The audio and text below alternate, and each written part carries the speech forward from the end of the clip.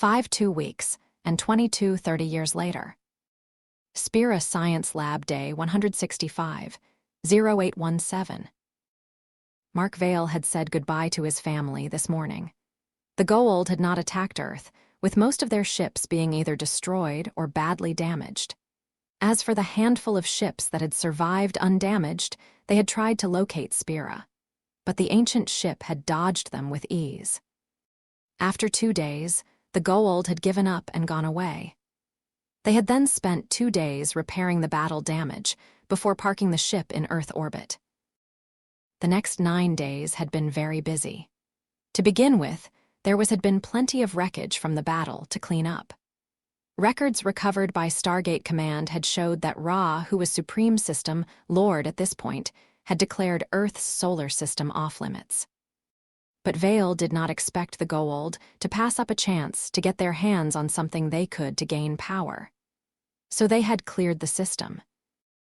At the same time, the Ursinians had set to repairing and upgrading Spera.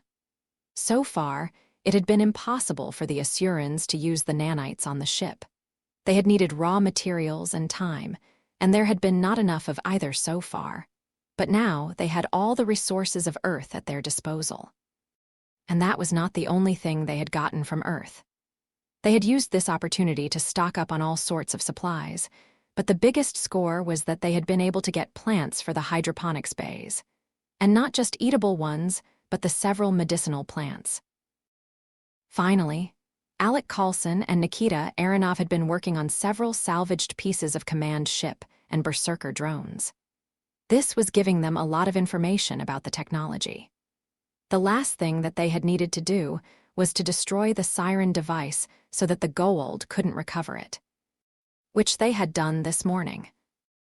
So now there was only the tiny issue of getting back to their own time and the right place, which was why Vale was headed for the science lab now. When he got there, Coulson was talking to Klaus. Nearby, Nikita Aronov was taking notes on something. "Tilda, here we go." "Tilda," he turned to Coulson. "Alec, what do we have?" "There is good news and bad news," Coulson began. "The good news is that we have found a way to get back to our time and the place where we were before all of this happened. The bad news is that Nikita has made a discovery that you are not going to like." "Okay, let's start with the details of how we are going to get back." "Well," Coulson said as he took out a roll of paper and unrolled it on a nearby table.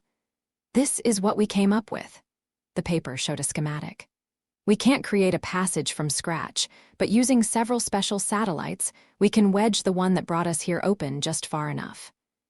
The passage was a light-year wide on our way in, but Spera is much smaller than that, so we don't have to worry about them noticing us. And the satellites, we can't leave them behind. That's why they are fitted with self-destruct charges that will atomize them as soon as we have entered the passage." "Excellent." Vale turned to Aronov, "and for the bad news?" "Well," Aronov began as he took out a map of the Predone's empire. "This is the empire, and those green lines are their shipping lines. Spera's AI told us that there was a cluster of inhabited planets ahead. Now, this region here," he took a pen and drew a circle on the map, "is about a week of FTL travel away from where we vanished, and there are no shipping lines there, but there are several Predone's colonies in that area. These are backwater worlds with no military priority, so they probably weren't attacked, and because they are backwaters, they are self-sustaining. Hence, the lack of supplies lines," Aronov said. "And when the homeworld was destroyed, they would not be affected. I think that region is the cluster we've been warned about, and the heart of the new Predone's empire. The real bad news is that Jennifer did the math on how long it would take us cross that area. And the magic number is 47 days, sir," Aronov said. "There is one tiny silver lining. Because we've restored and fine-tuned the FTL drive, we should be able to compensate for the 14 days we've spent here. So we should be back on schedule by the time we're done crossing the cluster. Presuming we're not blasted to pieces by the Predones." "So, how did Destiny cross the cluster without becoming scrap metal?" In fact, why didn't they simply destroy the ship instead of attacking Earth? That would have prevented the test of the time sail as well. They were still calling the device the time sail because the name had simply stuck. Because Destiny is a pretty advanced piece of tech, it could be a great resource for them, Coulson said. And I wouldn't be surprised if the central authority, Nakai, didn't appreciate the competition either. That's what I figured, Aronov said. Thank you, Nikita, he turned to Coulson. How long to set up the return trip? The satellites are ready to go. Once we deploy them, it should take about an hour to open the passage, Coulson said. Get to it, Vale said. Vale headed back to the bridge. Once they made it back to the future, they would be facing an uncertain fate. Tilda, so, what else is new? We're going back to what we've been doing. Facing the unknown in a million-year-old spaceship in the middle of nowhere. Tilda, which was exactly what they had signed up for, and they had all known it. So he sat down in the command chair and got back to work. Pentagon General O'Neill's office day, 166/23 January 2018, 0917. Jack O'Neill was writing a report that he had hoped that he would never have to write, but it looked like Spera was indeed lost. So he had to put that on paper before officially reporting that to both the President and the Joint Chiefs. Tilda, this is not going to be fun. Tilda, he was about halfway through the report when there was a knock at the door. It was Sergeant Walter Harriman. Yes, Walter. Sir, there's a package for you, Harriman said. And I think you'll really want to see this, sir. Harriman reached to a nearby table and picked up something wrapped in cloth. He put it on the general's desk and unwrapped the cloth. Inside was a metal box, and written on that box was the general's name, with an instruction not to open it before today. This was found during the construction of the Cheyenne Mountain Complex, sir. It was exactly where the Stargate is now, sir. Harriman paused. They dated it to 12 BC, sir. That's impossible. O'Neill opened the box. Inside were 3 stones tablets with English text carved into it. Tilda son of a, Tilda, it was a report by Colonel Vale. Besides the report, there was also a book. It was in Ancient, which was titled Rewritten History. O'Neill opened it to find a note within English. It said for Dr. Jackson, he'll have a field day. He closed the book and gave it to Walter. Get that to Daniel. Yes, sir. Harriman left, while O'Neill smirked. He grabbed the report he had been writing and threw it in the trash. Then he grabbed the first stone tablet and began reading. He would still have a meeting with the President and the Joint Chiefs. But something told him that now, this meeting was going to be a lot more fun. 6 Fear and Loathing in a Distant Galaxy. New Predone's Prime Royal Palace, 23 January 2018, 0825. Emperor Yalok IV stood on the balcony of his bedroom and watched the sunrise. Tilda, today is the day.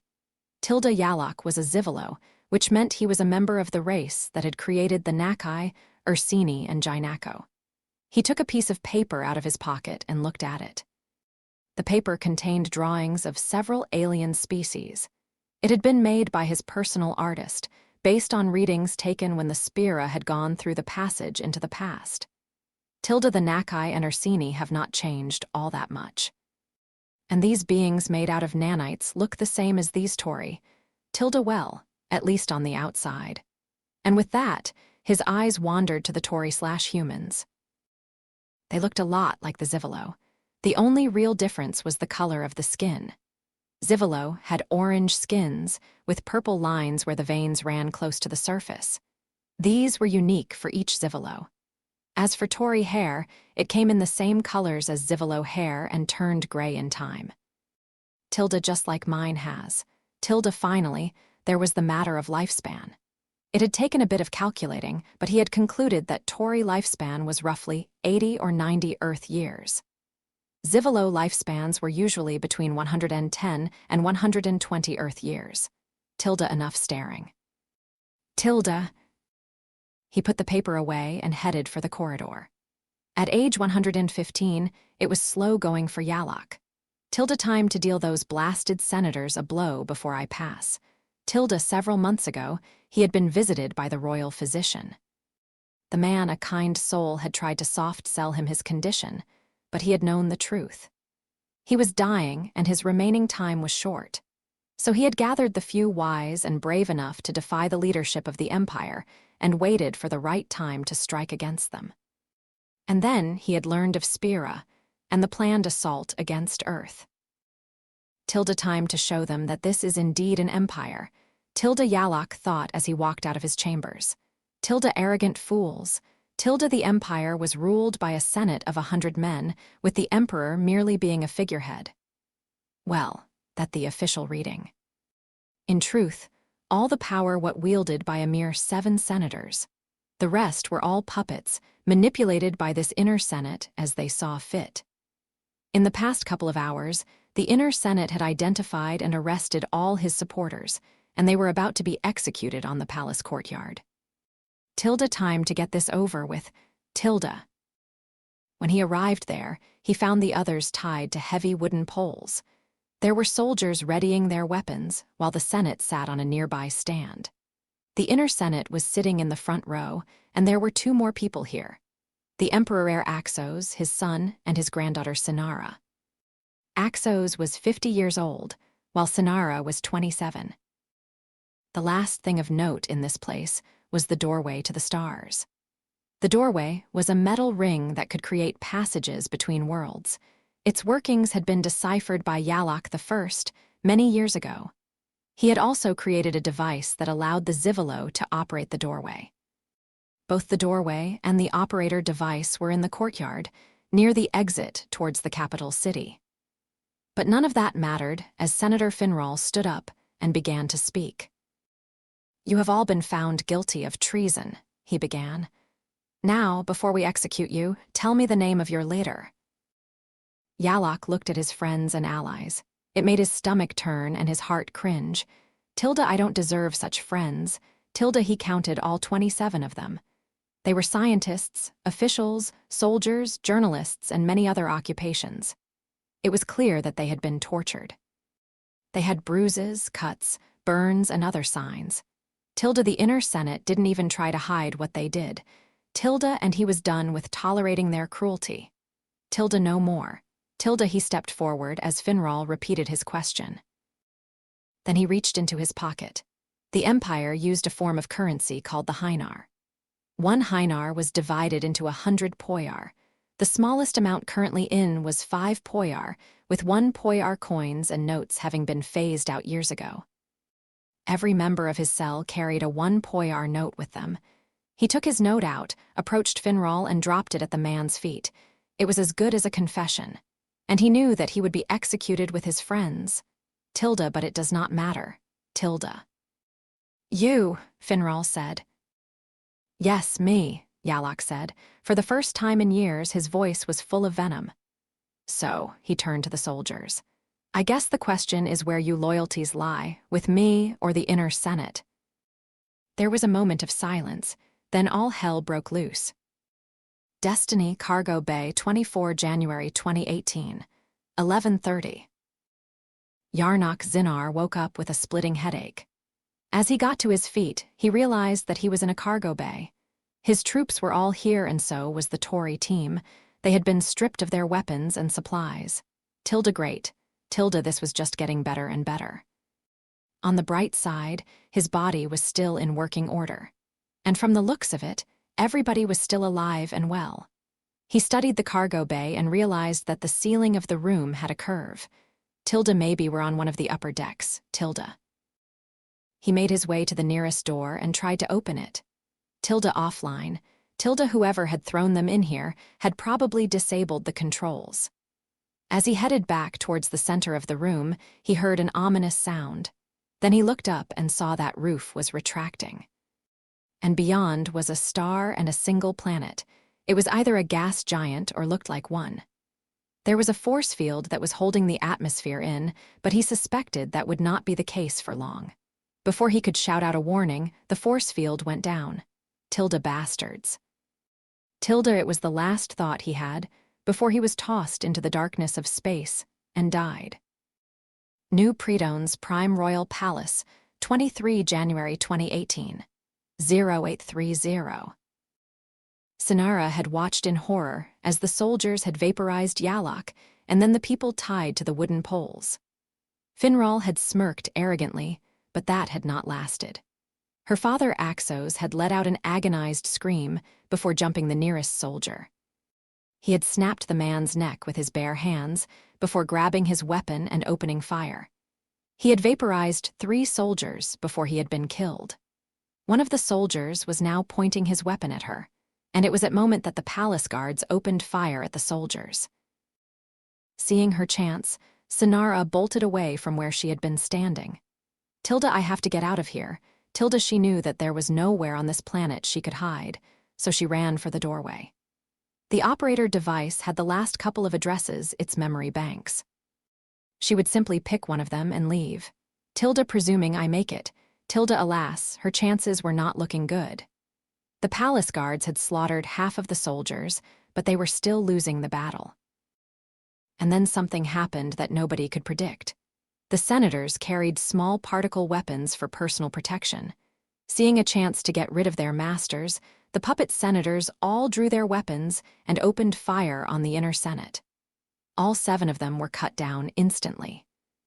As Sinara reached the operator device, they turned on the soldiers. The soldiers cut them down swiftly, but not before they lost several of their own. It was enough to tip the balance to the palace guards, who then proceeded to wipe out the last of the soldiers. But there were only a few guards left.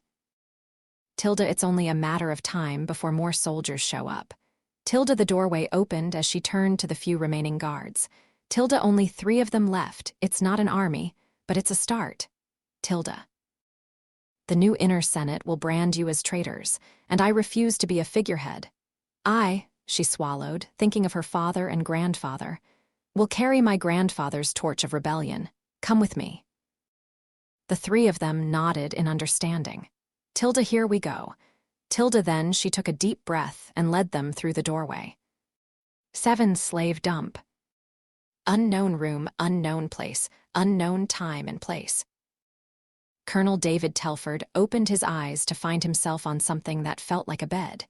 He looked around and realized that it was a hospital bed. There was an Roman 4 in the arm, connecting him to a bag with a clear liquid, and the room was clearly a clinic. As he sat up, the door opened and several aliens entered. 2 of them were Nakai, 2 were Ursini, and 3 were of a species that he had never seen before. They were talking to one another, but he could not understand them. Then they noticed that he was awake. One of the unfamiliar aliens reached into his pocket and took out what looked like some kind of hearing aid. The alien offered the device to him and gestured that he should put it behind his ear. With no options, he took the device and placed it where the unknown alien had suggested. There was a short buzz as the device activated. Then the alien began speaking. Test, test. Can you understand me, Mr. Telford? It is Colonel Telford, and yes, I can. I am Dr. Winnes, and you are in the main clinic on Slave Dump. The doctor explained that he had been recovered from space by means of teleporter. As he continued to explain, the colonel studied the aliens. They looked human, except for their eyes and their skin color. All 3 had solid black eyes and green skin. Their hair was white. We recovered 16 with subcutaneous locator beacons and 31 without. Without? They claim to be members of something called the Lucian Alliance. Have you heard of it? Yes, it is a long story. Well, it can wait, Winnes said. For now, you need to rest. The world is not going anywhere. Telford wanted to object. He had to see his team and find out where exactly he was. But one of the aliens injected the line of his Roman 4 with a blue liquid. His head grew heavy, and the world faded to black. Slave Dump Mining Shaft, 1 day 173/30, January 2018, 0915. David Telford stood on a balcony and overlooked the city below. It was a slum, made out whatever the locals had managed to get their hands on. After 2 days of recovery, Dr. Winnes had released him. He had then met with Senator Jihaz, one of the 20 senators that led the local government. Jihaz had told him about the Zivalo Empire and its history. Telford had told them about Earth, the Lucian Alliance, destiny, and his mission. Not bad for a group of exiles. During their rebuilding efforts, the Zivalo had decided to get rid of all the surviving slaves. They had dumped all of them on a single world that they had, very uncreatively, nicknamed Slave Dump. It was officially called Mining World XC-18, and was the gas giant that Destiny had been near when they had been vented into space. "What a mess," he muttered. "It might not look pretty, but it's home," a female voice said. "Good to see you, Colonel Telford." He turned to see a Nakai standing behind him. This was Senator Jihaz. "I was talking about the situation, not the city," he paused. "But this is clearly not all there is to your city. You did teleport us out of space."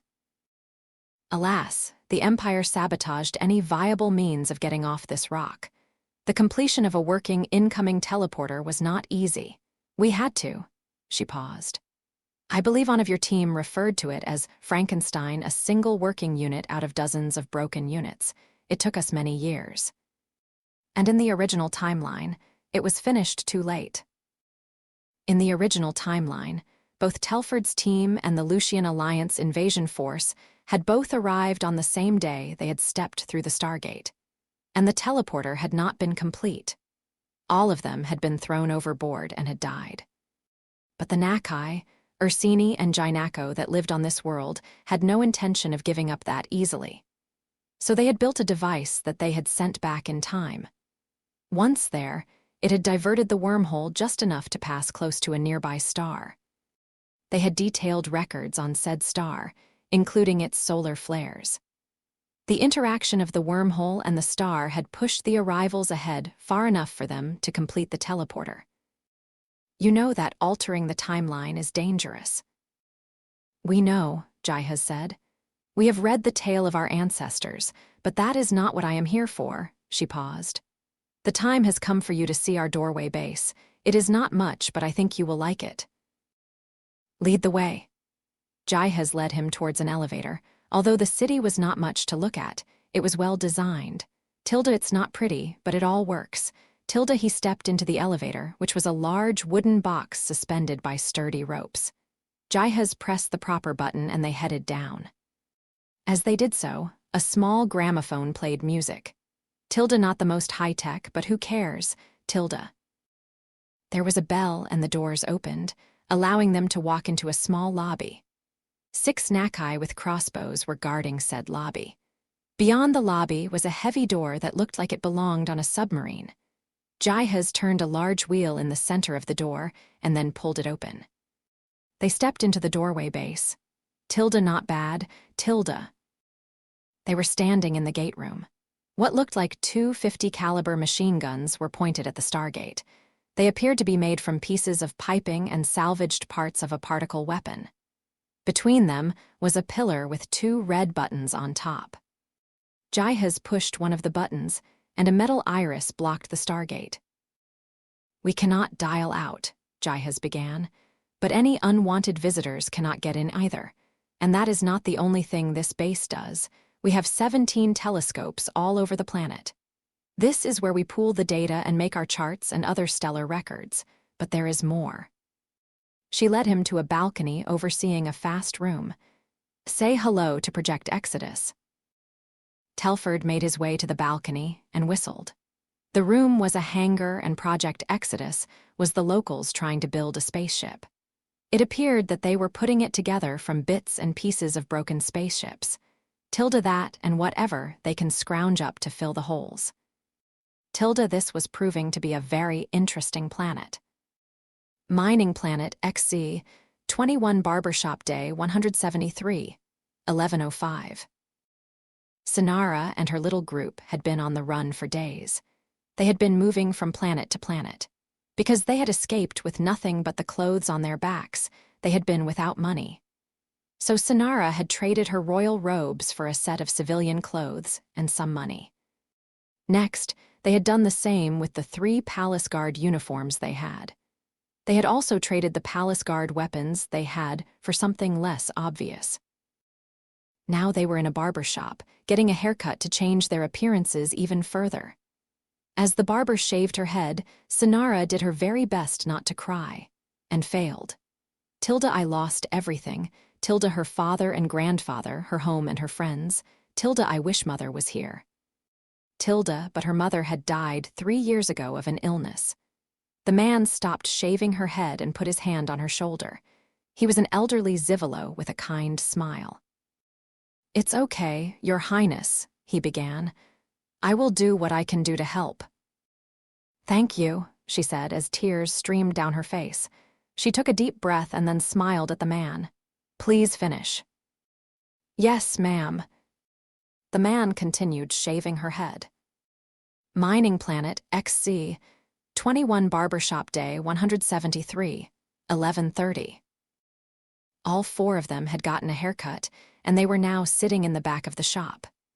They were eating a meal, while their host brought them up to speed on the news from the capital. Blaming the emperor had not been an option, because Yalak had been very popular with the people. They would have rioted if Yalak or Axos had been blamed, and blaming the Senate would cause the bureaucrats to rebel. So the blame had been shifted to the palace guard and the soldiers, with both being labeled as traitors. "So," one of the guards, a man called Hazer, began, "what do we do next?" "As long as you stay inside the Empire, it is only a matter of time before they find you," the barber said. "And when they do, they will execute you and put you on the throne as their puppet." "Go outside the Empire?" Sinara asked. "But there is nothing outside the Empire, is there?" "Unless you believe in slave dump," Hazer said. "But that is a myth. And even if that world existed, it is likely that slaves all died once they arrived." "Actually, their situation was not as dire as modern history books claim it was," the barber said. "My grandfather was a soldier during the Great Exile, and he kept a paper diary. Many of the soldiers did. He wrote that a lot of the slaves saw the Great Exile coming and left through the doorway with as much supplies as they could carry. And several vessels carried slaves to the planet. They had to be abandoned on the planet." "Are you saying they might still be alive?" "I am saying that it is a distinct possibility. I can give you the address to the planet," the barber said, "but you will have to find a way to actually get there." Sinara nodded. One thing at a time. Now they were no longer simply dodging the inner Senate and the army. Her little group had a destination now. Of course, there was no guarantee that the slaves would be very welcoming to them. But that is a problem for later. They had to reach the planet first. And it would probably take a miracle for that to happen. 8 into unfriendly waters. Spera Science Lab Day 174/31 January 2018, 12:03. It had been a day since they had crossed into the Predone's empire. So far, things had been quiet, which was fine with Alec Carlson, who was using the quiet to do some research. Why should Aronov get to have all the fun?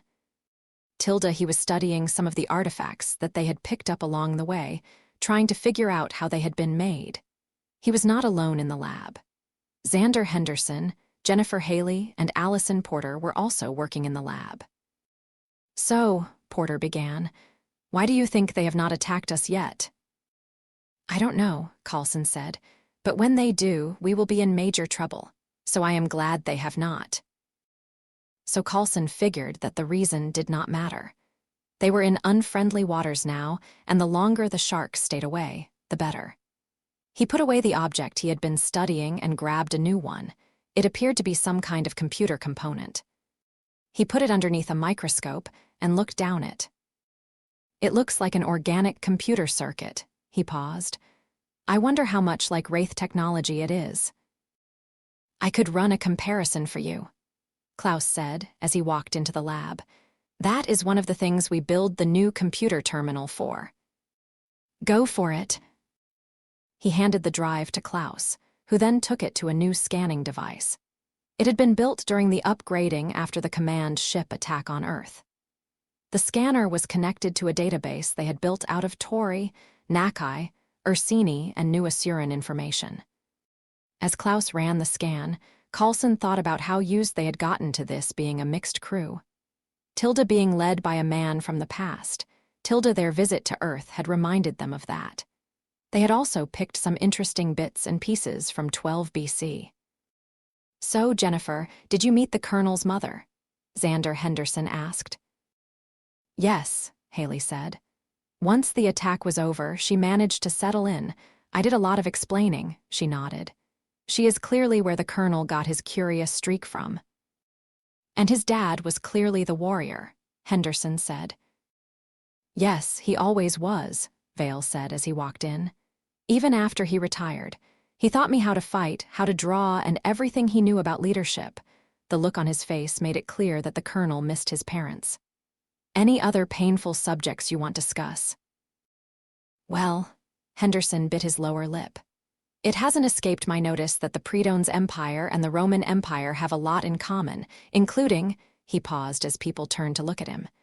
"You know, slavery, sir." "You're right, Corporal, they do," Vale said. "And life back in 12 BC was good, but times change and I had to change with them. As for slavery," he leaned against the bulkhead. "My mother told me to imagine what it would be like to a slave. She always told me that we had been blessed by the gods. If they had chosen to make it so, we would have been the ones in slavery. That was how Marcus Valerius felt about slavery. As for the current day me," he paused, looking for the right words.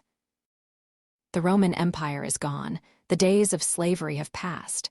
I'm not a centurion anymore. I'm a lieutenant colonel in the United States Air Force. For better or worse, this ship is my home now. And if the Predones think they can build an empire based on slavery, they are living in the past." He paused. "Okay, enough talking. Back to work, people." "Yes, sir," Henderson said. Vale walked out of the room while the others went back to work, which for Klaus meant finishing the analysis of the alien computer drive. As he did so, he thought of a saying that Dr. Bennett had once used: "Those whom fail to learn from history are doomed to repeat it." And that raised the question if the Predones had learned from history. Alas, only time would tell. Colony World D8 Market Day, 174, 12:03. After the meal, they had caught up on some much-needed sleep. They had left through the doorway after that. The barber had given them the address of Slave Dump, which was located in the far galaxy. He had also given them the Imperial doorway map, showing every doorway in the Empire, and even a few outside.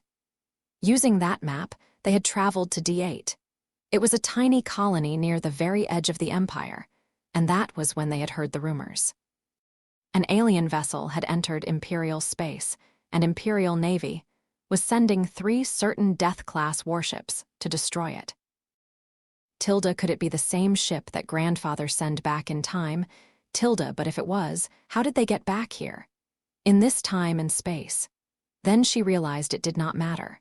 The barber had been right. They needed to leave the Zivolo Empire, and right now, that ship was the only outside there was. And if I don't get to that ship, those warships will destroy it. She knew the Inner Senate wanted her alive. No, they need me alive. So if she was aboard, that ship would be safe. But Hazer had addressed the monster in the room. We know nothing about whoever is on that ship. Getting aboard that ship, presuming that they figured out how to get there, would be a leap of faith. But if it was the same ship that her grandfather had arranged to be sent back in time, grandfather sacrificed everything for these people. And if there was anybody who was a good judge of character, it was her grandfather. Yalok was a good man, who always did the right thing. But if it was another alien vessel, only one way to find out. For now, however, they had to get some food. Before her world had been turned upside down by that insane battle in the courtyard, she had been learning to become an artist. It meant that her skills were useless. But the 3 guards had fighting skills, and there was a local arena. The pay for winning a fight was not that impressive, but they could not afford to turn down any source of income. They were on their way to the arena when they noticed a group of people standing near the doorway. Tilda no, they are standing around the operator device. Tilda. She calmly made her way towards the doorway, with the 3 guards following. The people were talking amongst themselves. There were 3 other doorways in range of the D8 unit, and 2 of those were locked out because they were beyond the border of the Empire. Or at least, that was how it had been when they had arrived yesterday. But now there were 4 addresses listed. Tilda, that's impossible. Doorways don't just appear out of nowhere. Unless, Tilda, she exchanged a look with Hazer, who nodded. Taking a deep breath, she selected the new address and pressed the button that instructed the doorway to dial. Some of the people around her gasped, and one man seemed to recognize her. So Hazer and the other 2 guards drew their weapons. Fortunately, there were no soldiers or police officers nearby. The doorway finished dialing and the passage formed. It still surprised her how much the passage locked like water. Tilda, but these might be unfriendly waters. Tilda still, she dove in.